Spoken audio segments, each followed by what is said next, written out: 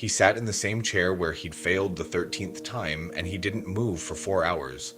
Not because he was broken, because he finally understood that every version of him that had quit was never coming back, and that the version sitting in that chair was the last one who could still choose differently.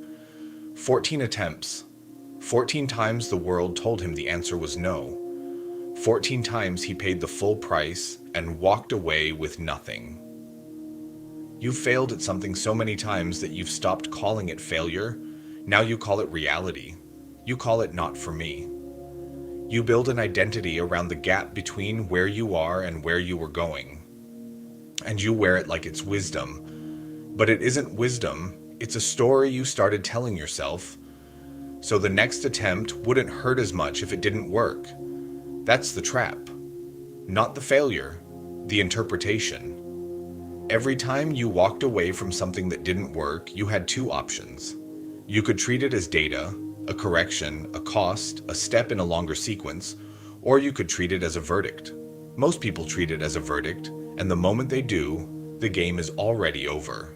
Not because they couldn't win, because they stopped counting. He failed 14 times. Each one visible, each one documented by people who were watching to see if he'd stop. He didn't stop because he changed the unit of measurement. He wasn't counting failures, he was counting the cost of entry, and he decided he was willing to keep paying it until the door opened. The 15th attempt didn't work because he was smarter. It worked because he was the only one still in the room. Today, pick the one thing you walked away from and call it attempt one again. Not a restart, a continuation. The people who become untouchable are not the ones who never failed. They're the ones who refuse to let failure be the final word.